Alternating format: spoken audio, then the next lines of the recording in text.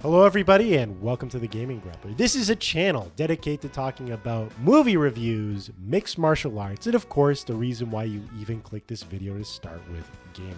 And welcome to part 2 of my two-part series about how gameplay can feel like real sports. So what the hell does that even mean? Basically, gameplay mechanics allow regular, everyday, normal people like you or me the ability to access the same sort of feelings and emotions that are normally reserved for professional athletes. In part 1, I talked about how the training process that most athletes go through in order to master their particular sport is pretty similar to the process of getting good at whatever game you're intending to master at the time.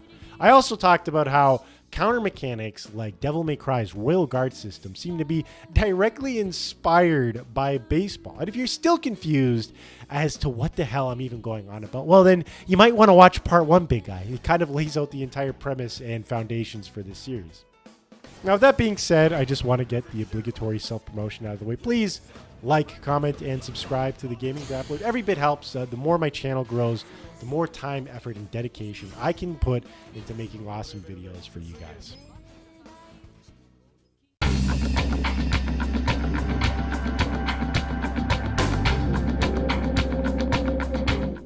All right, let's talk about reflexes.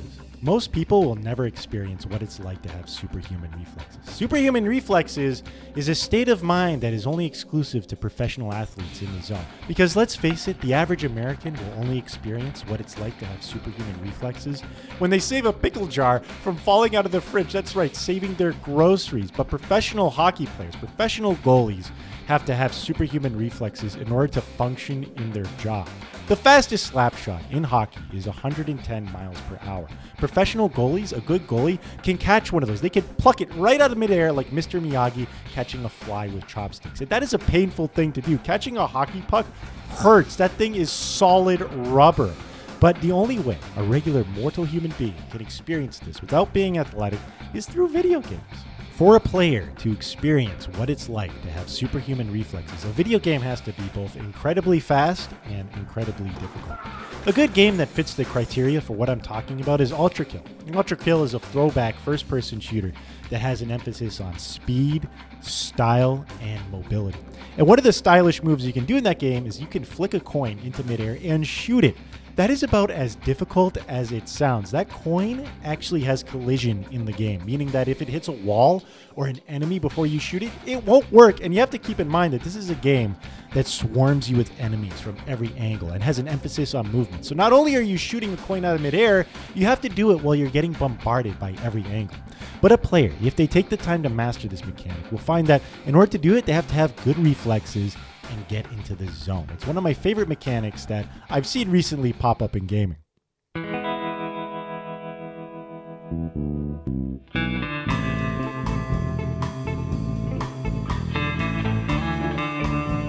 All right, I saved the best for last. Let's talk about mind games. Mind games are used to great effect both in professional combat sports and its digital counterpart, the fighting game. And a good example of mind games would be throwing feints. A feint is a false movement that a user throws to get a desirable reaction from their opponent. Israel Adesanya has a great video tutorial on YouTube explaining how to throw a good feint. And in the video, he explains how to throw a hip feint. A good hip feint will fool your opponent into thinking you're throwing a kick. As a result of being fooled, they will assume a defensive posture and react in a way that's more favorably. This allows the user to either close distance or throw an unsuspected sneak attack that the opponent is not suspecting. Fighting games also have feints. A good example of this would be Soul Bad Guy. Soul Bad Guy is one of the main characters from Guilty Gear, and he has the ability to falsely throw his gun flame attack, which will, again, the same principles apply. Fool the opponent into taking a defensive posture that is not advantageous to them at that moment. Taunts are used to great effect both in fighting games and professional combat sports. And a good taunt will leave the user vulnerable for the sole benefit of getting in the head of your enemy. Enemies will be blinded by rage by the fact you had the audacity to make fun of them while they're in a high-stakes, high-pressure situation. One of the greatest mixed martial artists of all time, Anderson the Spider Silva, was a notorious taunter. He would dance and duck and weave in the middle of a professional fight. And as a result, if an enemy wasn't completely demoralized by seeing Anderson Silva's style all over them and letting him know they weren't in his league, they would become blinded by rage. They would rush forward blindly in a fury, and as a result would end up getting hit by an unsuspecting sneak attack by Anderson Silva. It was highly effective, but also highly risky. Those that throw the taunt become undone by the taunt. One of Anderson Silva's most notorious losses was when he got knocked out by Chris Weidman while doing one of his signature dance taunts. So again, high risk, high reward. And that same process applies to video games. You would be surprised at how often taunting is done at a video game tournament where money and high stakes are on the line. But I'm going to show you a quick montage of taunts being thrown in high pressure situations and their successes and their failures. Oh, he did not. Oh my god! Oh my god! Okay, right there, you probably. Oh! Do it. Oh, he paused. Please hit. Yes! Okay. All right. I can't! No burst! So smart! Oh my god! Smart! Genius! So smart, he couldn't burst because of the super. But Washiga thinks it's over! Lock down! But he won the last round! And the Goblin doesn't care! He still got 65%! Oh my god! Washiga, no! Washiga, not like this! What are you standing up? Again, it is shocking how much in common the digital counterpart of fighting games and mixed martial arts have in common. And to put a cap on the mind games section, let's talk about trash talk. Conor McGregor is one of the most notorious trash talkers in mixed martial arts. There are people that take no interest in fighting as a whole that watch compilations of Conor McGregor talking trash. In his prime, Conor McGregor's trash talk is stand-up comedian levels of good. And the trash talk would weaken his opponents. All of Conor McGregor's opponents, at one point or another, have admitted that it affected their performance when they actually fought him. From Aldo in the past, he seemed much more nervous, much more aware of the magnitude of the moment, and Conor seemed so relaxed. And I felt that same thing, though, the first time I fought Conor. I felt like that. When the bell rang, I was like a deer in the headlights. It's happening. Here we go. All this, all that talk and everything over the months just sat in my head. Yeah. And I just read into it too much, thought too much. And I think that's probably what happened with Aldo. Amazing what you did, yeah. Khabib, who would you say was your toughest opponent? It was everybody was tough, like for example, like with Conor, he was tough too, mental game, because sometimes mental games more tough than physical, Just win, yeah. But when you fought Conor, there had to be a sense of, all right, I'm gonna hurt this guy a little bit. Yes, I tried to hurt this guy. Yeah. And it was my mistake. When you become angry, you're tired. Yeah, right. So you got a little tired? Like when I tried to give him punish, it was very emotional, Yeah. And I think, oh, okay, no, I'm gonna become But you know calm. what? That's what he does to people. Yeah. He makes them emotional so they get tired. But not this time. Yeah. Even Khabib Nurmagomedov, somebody that completely dominated Conor McGregor, admitted in an interview that he didn't fight to the best of his ability as a result of being full of nerves due to the consistent trash talking. And this is somebody that dominated him. Even him, one of the greatest mixed martial artists of all time, was negatively impacted by the trash talking. Getting into people's minds is highly effective. And just to show you how comparable fighting game trash talk and combat sports trash talk is, I'm going to show you a quick compilation of all the trash talk from professional fighting game tournaments. And just tell me what it reminds you of.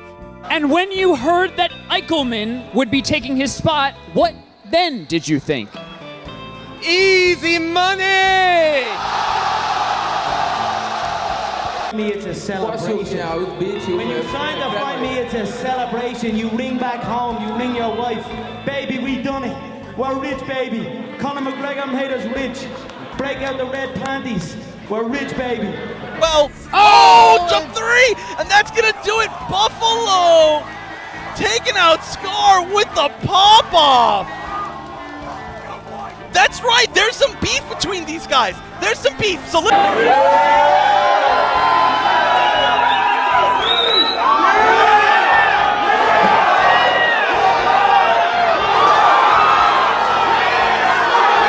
Here. Oh again, no, the that's wake-up challenge, yeah. But this does not look like an angry Punko, it looks like a sullen... Laugh at him, the hyenas laugh at him, nip at his toes. They eat all of his food, and they sit back. And they got jackals like this who think it's a comedy. Until one day he gets sick of it. And look, I got one more thing to say. So, there's going to come a point when you forget about what happened, and you're going to want to come back at me. And you're going to want to wash the taste of my dick out of your mouth. Tito always says I'm using my mouth to get my opportunities. The only person I know that made money using their mouth is his ex-wife. You see what I mean? It doesn't matter if it's a fighting game or a real fight. Trash talk all has the same kind of spirit behind it.